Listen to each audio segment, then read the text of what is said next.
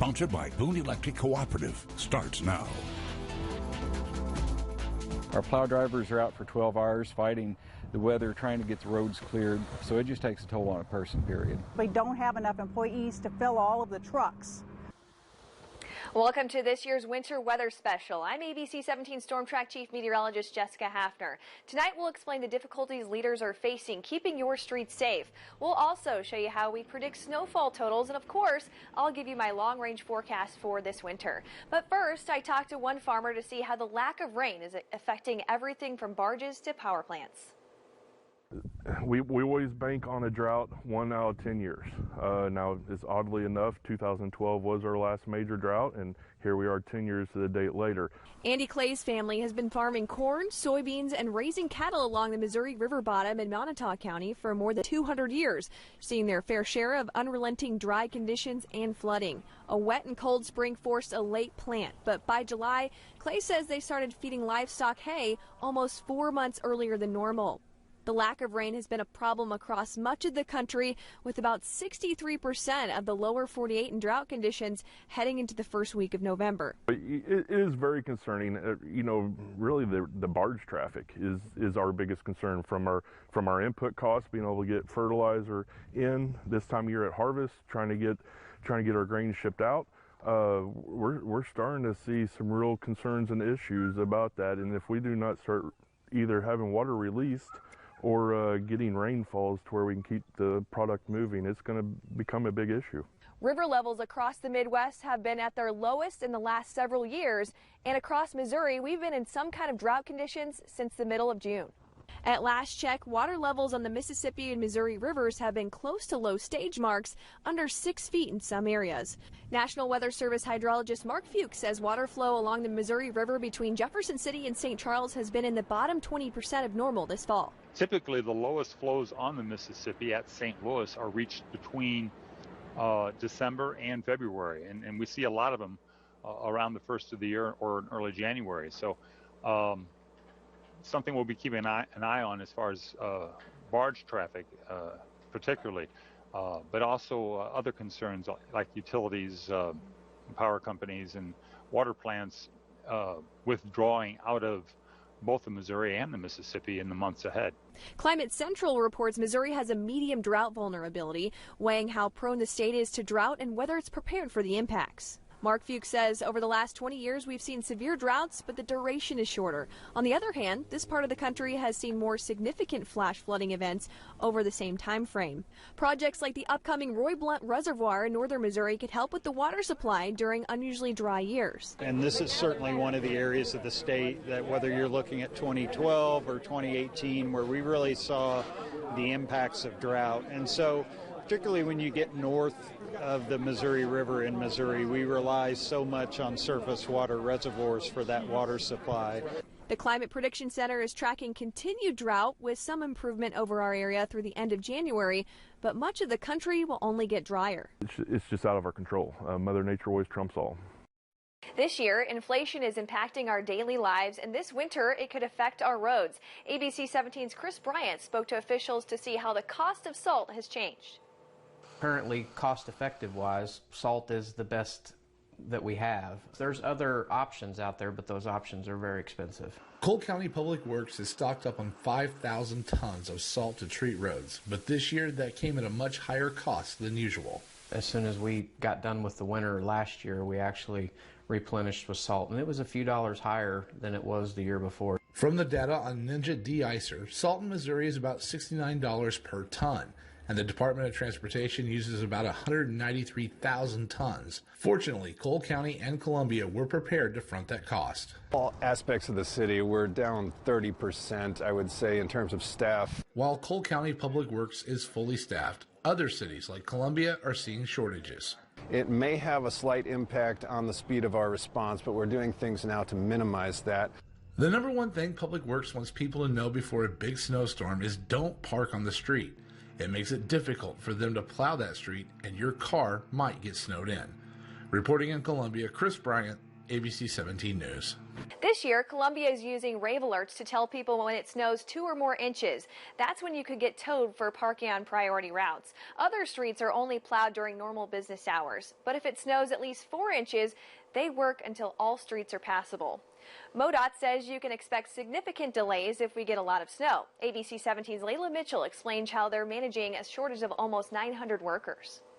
We don't have enough employees to fill all of the trucks over a 24-hour period. MoDOT is nearly 30% below the staff it needs to cover more than one shift in a statewide storm. So we've had to make some adjustments. We're focusing first on our priorities of our interstates and our roadways that carry our highest volume traffic, our major roadways. Watkins says delays could be significant and impact all regions of the state, and drivers will work 12-hour shifts over a 24-hour basis. Our plow drivers are out for 12 hours fighting the weather, trying to get the roads cleared, and then they're home for 12 hours and then back for another 12. So it just takes a toll on a person, period. Last year, MoDOT was a few hundred drivers short, but this year, that number sits close to 900. MoDOT said it stepped up its recruiting efforts, but it's still falling short. It could be as long as 24 hours or more after the end of a storm before we reach some of these remaining routes. This year, the city of Columbia has 34 vehicles and over $500,000 for snow. They have about the same number of workers, but that's down about 20%. They're still looking for people, including other city workers, to help drive plows. Jefferson City is fully staffed, but with a significant amount of new hires, they have 24 plows and almost $300,000 set aside just for salt alone. They already ordered 2 new vehicles, but don't expect to get them in time. We also checked with local schools. Columbia should know if there's a 2-hour delay start by 6 a.m. Jefferson City has 6 built-in snow days and don't plan to use virtual learning for winter weather. They often have workers checking the roads by 3 or 4 in the morning. The goal in Fulton is to notify families by 5:30. Last year, they had about 7 cancellations and no early releases. After COVID, schools get up to 36 hours or a week of online learning before they have to make it up at the end of the year. Last winter, you might remember big box trucks tied up the highways. ABC 17 storm track meteorologist Chance Gotch explains how to stay safe around semis. Every year, roadways turn into slip and slides as precipitation freezes over them. Many times, semi-trucks are often seen on the side of the roadways or involved in these accidents, as these vehicles are harder to control. Chad Slate gives advice on what can lead to these accidents and how to help avoid them. Semi-drivers put a lot of miles in. If they've come from a warmer climate, then they may not exactly be ready for colder weather. Typically, semi-trucks fall under the same issues that cars do. It's just that they're bigger, heavier, and when they start to slide, it can really cause hazards if there's other smaller cars around them. So one of the biggest things small cars can do would be just to stay out of the way as much as possible and give the semis as much room as they physically can. And like Chad Slate said, you want to give yourself plenty of space between you and other drivers. The reason is going to be friction and reaction time. On a dry day with a regular-sized vehicle, it takes about 3 to 4 seconds to stop after applying your brakes. When it's wetter conditions, 3 to 5 seconds, and in snow, it's going to take you 5 to 8 seconds. Crazy enough, ice, it's going to take you anywhere from 10 to 14 seconds. Now, this is a regular car traveling at 35 miles per hour.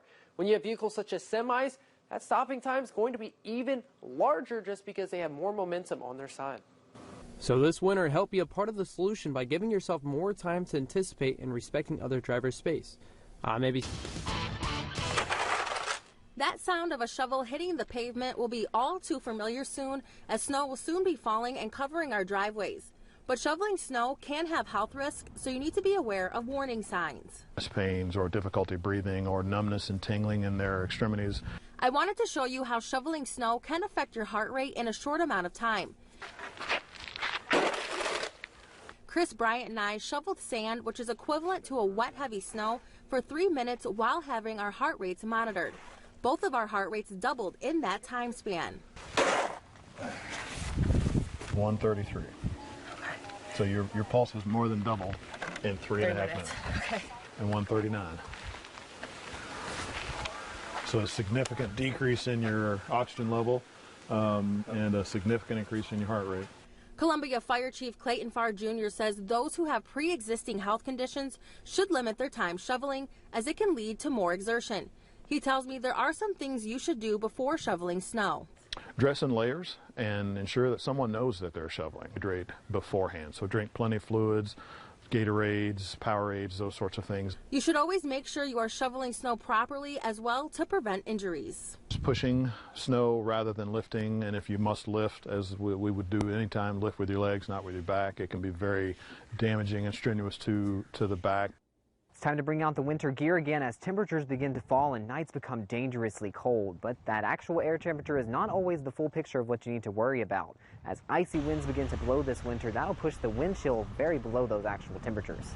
Mid-Missouri is no stranger to long stretches of chilling temperatures, with our normal highs barely reaching the 40s in January and overnight lows frequently in the teens. But the wind chill dips even further, at times even reaching below zero. This difference is caused by how our body actually experiences these conditions. On a calm day, our bodies are able to form a thin shield of warmth to insulate us. However, when winds pick up, this protective layer is blown away from your body and you lose heat. This can allow for hypothermia and frostbite to set in faster. What you're wearing also has an impact on how quickly the cold can set in. It's vitally important to remember that these winds affect different parts of our bodies in several ways. And I've only been out here for a few moments. My body temperature is still able to hold to those 90s from this reading, but I'm going to wait for a few minutes. We'll see how quickly that drops in these chilly conditions. After being outside for a few minutes, this now only reads into the upper 70s, 79 there. That's dropped over 10 degrees, and it's only been a few minutes without those extra layers. Extremities can suffer from frostbite earlier than other parts of the body, so you definitely need to stay bundled up with plenty of accessories to stay warm. Those gloves, earmuffs, and extra scarf is not a bad idea this winter as those temperatures fall. Reporting for the Storm Track weather team, I'm Storm Track forecaster Nate Splater. This time every year when the weather starts to get colder, this is perfect football weather. So we're going to use football to help explain how we communicate snowfall forecasts. Most data, and therefore most forecasts, hit it right through the upright, while others don't. Let's say a pitiful kick attempt like mine, but instead a miss to the left is akin to an event with too little snow. With that logic, a snowfall that lands within our forecast range can be said to split the uprights. Therefore, a kick to the right of the goalposts has to be a snowfall that totals more than the original forecast. In the past, there was a big focus on two models and how they handled events similarly or differently. You still hear this often, the American model versus the European model. While they still play a large role in our forecasting, modern technology has inspired the development of something new, something called ensemble forecasting. Essentially, this means we now have hundreds of models to choose from, and we can view them all together as part of a group or an ensemble to see what outcomes are most likely. Back to our field goal example. Let's simplify this to 10 models and say that each one is a kick. In this example, 8 of the 10 models are grouped fairly closely with respect to their predicted snow totals. By this ensemble of models, there looks to be an 80% chance that our storm totals will fall between 3 to 6 inches. So that's where we'll set our goalpost. But even if your kicker is 80% accurate, that means they are going to miss eventually. We already communicate this to you via low-end and high-end amounts, around what we think is most likely. In this case, that 3 to 6 inches is clearly what we think will most likely happen, but some of that data has picked up on something that others haven't. Therefore, we have to keep in mind that based on how things change leading up to the storm's arrival, we may need to be prepared for more or less. For example, if 8 inches is the amount at which you can no longer manage to shovel your drive, you probably won't need to worry about it, but you should make a backup plan to get it cleared or be prepared to stay home until it melts. We also communicate risk by thresholds. In this example, the 5-inch threshold is where anything greater becomes less than likely, as there's only a 50-50 shot at seeing 5 inches. 8 inches is unlikely, but if 8 inches would impact you severely, you should prepare for it. When we give you several scenarios for a winter storm, we do it to help you prepare as well as you possibly can. So you're not only prepared for what's most likely, but for what's possible, given the range of information that we have. And if you ever wonder how rain turns to sleet or snow, ABC 17 forecaster Sawyer Jackson breaks down the science. In our upper atmosphere is actually going to be a lot colder, which is why most of our precipitation actually starts off as snow or more frozen precipitation. But as it falls into that lower atmosphere, you're seeing those temperatures start to warm up, and that snow has enough time to melt to where we see that rain fall into our atmosphere.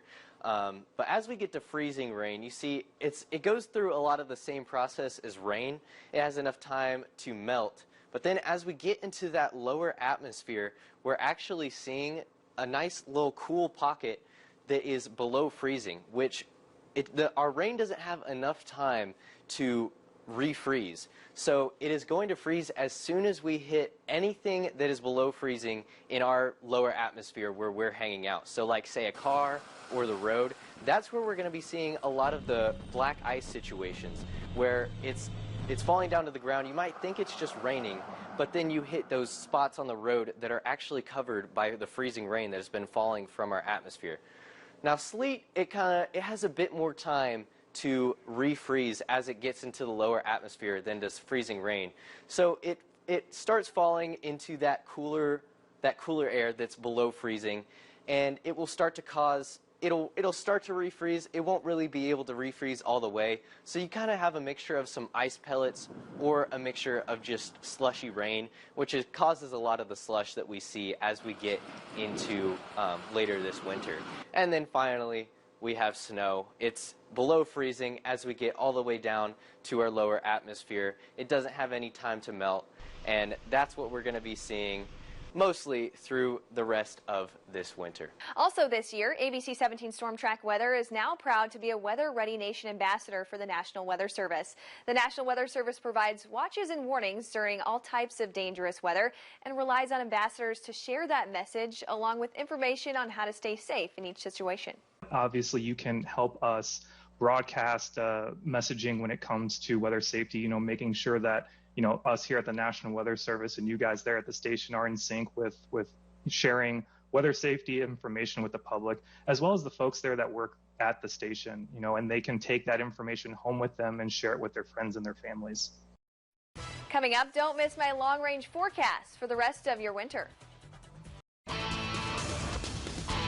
No two winters are the same in mid-Missouri. After all, we recorded our first measurable snow before the calendar flipped to December. We're coming up on a year since a deadly tornado outbreak rocked much of the Mississippi and Ohio valleys on December 10th, 2021. An EF0 tornado did damage near Wellsville in Montgomery County, and a few more stronger tornadoes hit the St. Louis area, one of them killing 6 workers at an Amazon facility in Edwardsville, Illinois. The outbreak went on to produce more devastating tornadoes in Arkansas, Kentucky, and Tennessee. December went on to be 11 degrees warmer than normal in mid-Missouri, but we made up for it later in the season with almost weekly snowfalls in February. We ended up almost 5 inches above average on the seasonal snowfall, with most of that falling in February. A moderate to strong La Nina was in place, and this winter the global pattern looks to hold on in a moderate state for the 3rd season in a row. This is a rare phenomenon climate experts call a triple dip. There have been only 2 other times since 1950 that La Nina has occurred 3 seasons in a row. The winters of 1974 to 76 and 1999 to 2001. When a La Nina pattern is apparent, the polar jet stream lines up with the Pacific jet, bringing more moisture and forcing more active weather from the Pacific Northwest and the Midwest to the Ohio Valley. Temperatures could go either way in our area versus warmer and drier in the southern states. NOAA is predicting equal chances of higher or lower than average temperatures for mid-Missouri and the same probability of above or below average precipitation this winter. This is a little different from last year when their forecast had us warmer and wetter than normal. This can be attributed to a slightly weaker La Nina. How does that translate to what our winter will be like? I'm expecting near or above average temperatures in December and January on the order of 1 to 2 degrees. February still looks like it'll be cooler with more stretches of frigid air. I'm tracking near or slightly above average precipitation with most of our snowfall coming in February again, but there will likely be several storm systems that bring alternate precipitation types like ice, sleet, or rain. Snowfall amounts will come in at the 15 to 18 inch range, a little higher than normal. The Ohio Valley will likely have more snow and ice than normal, while much of the plains in the southwest will experience continued drought conditions. The coldest air spreads a bit farther east this year, impacting the Pacific Northwest all the way to Minnesota. To stay prepared ahead of winter weather this season, make sure you know when a weather alert day is in effect. The Storm Track Weather Team starts analyzing a storm on forecast models about a week out. From there, we start to see trends on amounts and impacts about 3 to 5 days out. You can expect fine-tuned forecasts with specific amounts and hazards 1 to 2 days ahead of the storm. We issue weather alert days for accumulating snow that will bring road impacts, freezing rain or sleet that could cause road problems and power outages, and dangerous wind chills below zero along with low temperatures below 10 degrees. Make sure to have an emergency kit in your car packed with batteries, blankets, a first aid kit, flashlight, water, snacks, and a cell phone charger if you must travel on bad weather days. And remember, you can download our ABC 17 Storm Track weather app for the latest closings, updates, and future track on winter storms.